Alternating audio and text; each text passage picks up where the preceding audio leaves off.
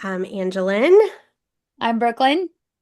and we're Next Chapter Social. And in our business, we work with well, I, on my side of the business, work with business brands and personal brands who are looking to grow through marketing. And we focus on social media, YouTube, emails, blogs, and that type of growth to help you get found over a wide place around the web. And Brooklyn, you have a different audience on your side of the business. Yes, I work with digital creators and influencers and help make them money through their affiliate and content strategy and linking those together. That happens on Instagram and Facebook and TikTok and LTK and ShopMy and all these other platforms. Not a lot of mine do YouTube, but they all do newsletters. So we do a lot of graphics and collages and things like that as well. So And you do Pinterest different. too. Yeah, Pinterest. Absolutely. Can't forget hmm that. We just returned from social media marketing world and we heard some incredible speakers. And one of the things that we're doing now is in our YouTube series, we're regurgitating some of what we learned because it's great for us as we're absorbing it all to teach it because then you learn better. But also, we want to share some highlights with you and give you some very tangible takeaways to help you be better on your social media, regardless of where you are in your business. These are some really good current trends and takeaways. So, Mhm. one of our favorite keynotes that we heard this week was from Shannon McKinstry. She's an awesome creator on Instagram, and we learn so much from her on the daily. And we really do use her content as some guidelines when we're creating things for our clients. But she did a keynote called Thriving in the Connection Era. So, how to earn attention, trust, and loyalty. She used a great example about how you meet strangers in an airport bar. You look for people who have something similar, whether it's a college sweatshirt or that you over here are going to Atlanta if you're going to Atlanta. Different things that are like connection points. We look for those, and that's who we end up kind of making friends with on the airplane or whatever. We use that same concept in social media. We do it self unconsciously. We're scrolling, and if someone has a connection point to us, we stop and pause. And if we see more connection points or relevancy, then we might follow. And if we're really interested, we might go to their profile and binge some of their content. How are we making content that drives connections? That's really the whole goal. And so on our side of it, we need to make sure that we are delivering those connection points to our ideal audience. And it's very important that you're super clear on who you want to attract from the beginning so that you know what those connection points are. Because I can absolutely see somebody thinking they're going this way, but they're really going this way because they're connecting to the wrong people, right? So getting Right. clear on your ideal client is super important at the very beginning. Yeah. And you just talking about the beginning of her presentation sparked something because she says she's very irreverent, she's very loud, she's unpolished. She said that, and we know that to be her too, just from her content. But also, one of the things she said in that airport bar was she gave us an example of being in an airport bar. So obviously, you know that she's fine being at a bar. But she said she doesn't fly well, and she was having her pre-boarding customary mimosa to calm herself down. Now, although I don't have a problem flying necessarily, and I also don't drink before I get on a plane or on a plane because it makes me a little bit nauseous, it did make me now when I see an airport bar and a mimosa, I'm going to think of Shannon McKinstry. That will have a moment where I will think of her.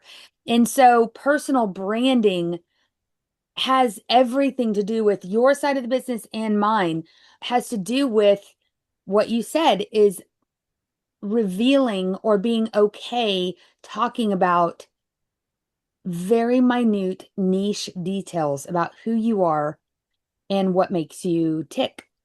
So she uses an acronym called RISE. It's a formula, if you will, of creating this connection driven type content. And the first one, R, is recognizable. So, recognizable content. Do you have Yes, any I other have it. thoughts on Yes, that? yes. And okay, from an influencer point of view, recognizable has a lot to do with the brand's that they are shopping. Now, this is in stark contrast to what a lot of creators feel. So my clients are like, I don't want to put the brand on there, or they're going to click off and go find it and not click my link. But some of the very biggest creators are putting Zara on the cover of their reel. They're saying Anthropology, Amazon, holding up a Target bag. That Yeah. recognizable shopping cart, red shopping cart buggy is not making people click off and go buy from somewhere else. It's making them stop and watch. And Yeah. that is far more important than the few a-holes that I'm not clicking that link. She's going to get $1. I'm going straight to Trader Joe's or whatever and buying it there. So one far outweighs the other. Recognizable for me is really brands, but she also talks about tools that we use. Like I was using my Ryobi, or I was talking to Claude, or I was shopping at Trader Joe's as a mom, if you're at the grocery store or whatever. Don't just say I went to the grocery store. Say I went to Kroger. I went to Mhm. HE, or call it the Heb, because that's what sometimes we call it, right? So those details speak a lot to who you are, where you live. Yeah. Kroger isn't everywhere, I don't think. And it could even be the Starbucks drink that you get every day, or it could be the fact that you're a Taylor Swift fan, that you're a Swiftie or something. It could be anything that calls that recognizable hook. Ooh, I recognize that. I love that. I want to be part of that. Or it Mhm. feels, ooh, interesting, familiar. It could be a song. Who knows? Just Um, made me think of this. I was drinking my venti oat milk latte, 2 scoops of vanilla bean powder with cinnamon steamed in the milk, and I was just thinking, so maybe that's what you drink, and maybe some person will go and order that, pull up my reel, save it for later so they can order it, and then they'll think of me when they're at Starbucks. you are the one that told me you didn't drink fancy coffee, and then you stood up to the line and ordered that shit. I was like, It is okay. delicious This and it's not $10 fancy. coffee. This $10 non-fancy coffee, my ass. You're like, I'll take a drip. Yeah, no, that's not going to work for me. It's not fancy. It doesn't have any whipped cream on it or chocolate Is shavings. that what, but Yeah. cinnamon steamed in the milk is not fancy? That's hilarious. If they don't steam it in the milk, it gets on your lip when you suck it and when you drink it out of that little hole, and then you just get a mouthful of bitter cinnamon. So if they put it in there when they're frothing it, it gets Okay. all over. It's Love it. incorporated into the Good to drink. know. That's very recognizable. Yeah. Okay. Moving So on. I and rise is for identifiable, right? So it's the identity. Who is this for? So think about this. Are you speaking to toddler parents or corporate professionals or an Enneagram 3 or someone in perimenopause? Those are the kinds of things where you really call out. I know for on my personal page, one of my best posts that I have pinned because it's so successful, it says my top 10 perfumes at Sephora for women over 50. That's recognizable and it's an identifier, right?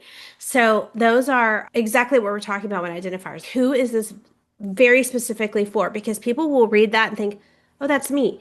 And even if they're not interested, ultimately, they are going to pause and take the next step of reading the whole thing and self-selecting, right? Yeah, 100%. Would you say that I'm a type B or a type A? You're a type B. Oh, I always thought I was a type A. No, I'm a type A. Okay. The type B is what? Me? Like a mess? Type A is someone who's very structured, on time, loves an agenda, loves a list, likes order and structure. And then type B is someone who's more like a go with the flow, don't box me in, probably a little bit more clutter is okay with comfortable for them. Then for with type A, I would say that's probably a good thing too, but a little more casual, unstructured, I think is a good description of a type B. Okay. Okay, I got it. Okay. So that's really great. I'm thinking about what my identifiers are going to be for my next post. All right. Okay. S. Tell us what I S S is is. is specific, right? Scenarios and details that make something hit. So again, I love this. Some of the examples she used were like under $25 or 10 minutes before bed, or the 4 to 7 p.m. chaos for a toddler mom. Again, identifiable and specific. So I think when you can come up with a formula that has all of these things in it in one post, now you've got the holy grail, right? But anytime you can come up with something specific, the secret that I found, or the one hack to making my latte better was having them steam the cinnamon in the milk. That's a very specific example. Ooh, I want to get off of this and go do it right now. Yes, the secret. Yes, that is a secret. I So have that's a a very secret. specific detail, right? That's good. And so anyway, I love this because now I'm trying to think about like how we can use it. And you know what? Here's the cool thing. When we're using AI as a tool to help us come up with some content for our clients, we can put these type of documents, these identifiers, these relatable things, like examples into the chat or the Claude or whatever you're using and say, this is the formula I want to write for. Now, they're not going to nail it every time. AI is just not, doesn't have that personal flair, but it might get you started. It might help you Mhm. think of some things and then you can make it a little bit more clever, if you will, on your own. But yeah. And then the E in RISE is effect. So again, we have recognizable, identity, specific, and now effect. The And payoff. the payoff, yes. So this is gonna like how you're gonna feel when you do these things to help you feel calmer, to stop overthinking, to feel like yourself again, to enjoy life more, to save money every week, to always look Not taste the bitterness of the cinnamon all in one gulp. That's the payoff to the steam effect, the right? milk. Or if I'm working with one of my health professionals that has peptides, and you could say to beat that 3 p.m. afternoon slump or something like that. So again, the effect. So recognizable, identity, specific, and effect. And if you can nail that, and maybe not every single one of your hooks is going to have all of those, but you should have something. And then in the caption, you should have more of that. Now, to go back, I know in our last episode, we talked a little bit about what Brock Johnson had taught us.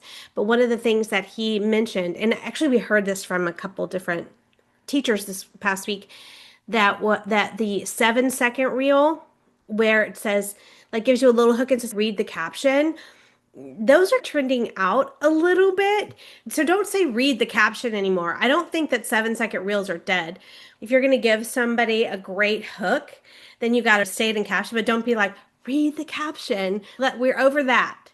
We're not doing that anymore. We're not using the sticker anymore Right. to do that.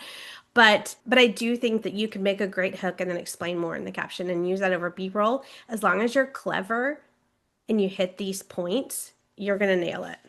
Yeah, absolutely. And the last thing I think I'll say is going back to the Brock Johnson episode where we recapped that class.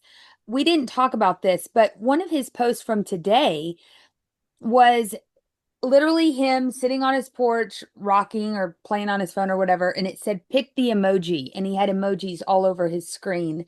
And I chose the bear. And when I clicked on the bear, I thought something was going to happen. But eventually, the number 314 appeared. All of them became numbers. You match that number to the caption. And that was the post that he wanted you to make that today. And so let me read to you. I think we could probably leave people with this. What my suggested post was. And this has everything to do with Shannon, and you could assess it according to Shannon's info that we just talked about. So number 314 was post a video of a dog, your dog, if you have one, and add text that says, good, insert what you are, social media managers are like a dog. Then insert a list of 3 things that are dog like. Make 2 of them the things that make sense, and the third one need not apply. So when we apply the RISE method to that, recognizable, the dog, right? Identity is I'm a social media manager, and maybe somebody else needs one of those. Yeah. The S is Specific. specific, are like a dog. Okay, that's really specific. And then the effect is we are like this, that's leaving out the effect, actually. So that's one of those hooks that Yeah. we would create if I were to do number 314, but it had three of the four. Yeah. And it probably in the caption you can complete the fourth. Yeah. Complete. Yeah, I agree. That's very fun. That's clever. Again, clever. Yeah. And I do think, speaking about trends and different things that we see, I think you have to use a trend. If you see a social media trend and you're like, ooh, I should try that, how can you make it relevant? How does it apply to your content? Don't just use a trend for the sake of using a trend, only if it makes sense or you can make it through the filter of your messaging. I do think they can be effective. I have a couple clients where we're very trend heavy, but everything is messaging first, right? We really rely on the trend to be a delivery method, but our messaging is always very consistent. We have strong call to actions, we make it relatable. We have fun with it though, because they're more of a fun type of a client. So, yes, you can still do trends. Yes, you can still do 7-second reels, but what matters in all of this is that your messaging has to have that rise formula. Yeah, 100%. Okay. That was good. I feel empowered. I'm ready to go make some new content now. Yeah, and I think this should be a lesson learned that everybody who goes out and learns something, go back and look at your notes. Because I feel inspired all over again, and I feel like I really understand the information even more now that I'm not in a brain fog of dumped information on me. I can Right. actually process it leisurely by talking it out with you. Yeah. Awesome. Good. We'll see you in the next episode. Yep.